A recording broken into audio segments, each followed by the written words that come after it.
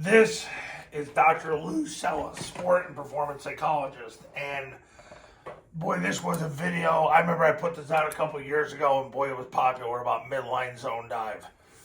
People love triple teaming the zero technique. They love it. They absolutely love it. And it's great. But the thing you got to understand is it really doesn't always hold up against everything. Let me show you.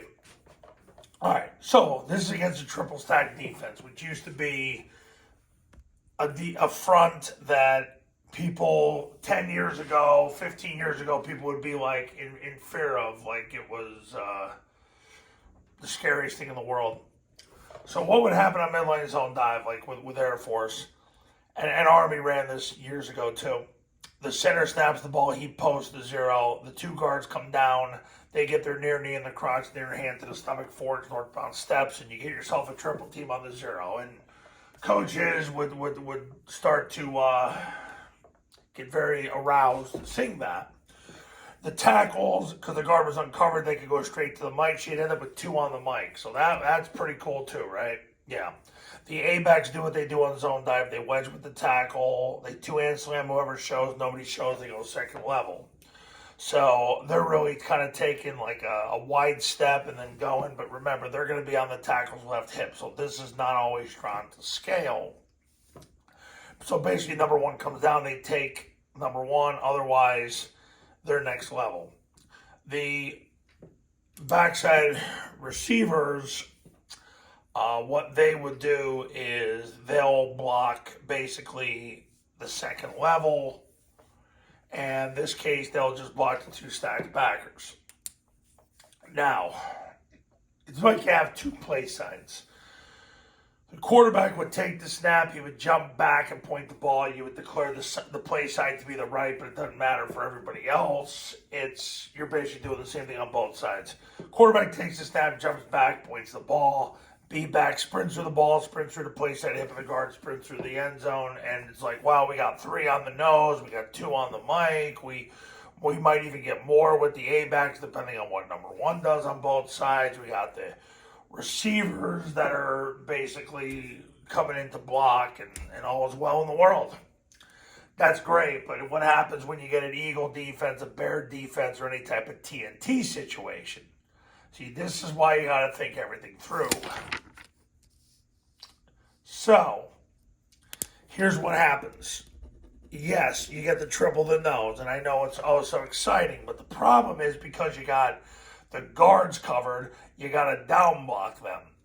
Then the A-backs wedge with them, they two-hand slam whoever shows, nobody shows, they go second level. So it's harder to get to the mic, but the thing is, it doesn't really matter because where the mic's kind of trapped anyway.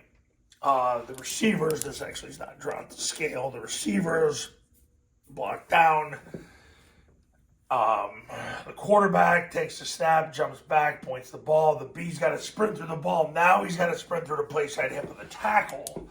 But the good thing is usually when he blocks down to the zero, the three squeezes down and gets down blocked, and then the ball cuts. So I know right now you're thinking, well, maybe we can make that work. Harder to think than you would think because now he's got to go from the midline, and usually he hits it over the guard, but now he's got to go off tackle. The thing is, though, is the three tech usually squeezes down with the down block and makes it easier for this down block to take over. As long as he gets in front of him to eliminate penetration, not so bad. But it really isn't a huge play anymore. It's not even a play Air Force runs one time a game.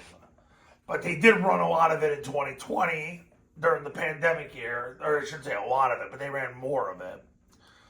But it's something you think about. And I know there are coaches out there that have already achieved a full arousal, triple teaming the zero. I used to have a client that just was obsessed with it. But there's a lot of variables to making it work. Against any type of odd front, you'll be okay because the guard's uncovered.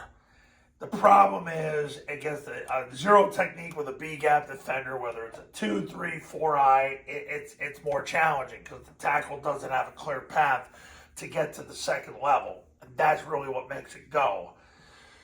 So that's the problem you're going to face. But that's Midline Zone Dive. Coaches, if you want to win more games in 2024, pick up the phone and give me a call. My number's on the thumbnail of this video, and so is my website. The Triple Option Football Academy and Triple Option Football Academy camps are going to show you how. Go to tripleoptionfootball.com/testimonials. You can see all the success stories from the camps and the academy, and I'll see you in the next video. Talk soon.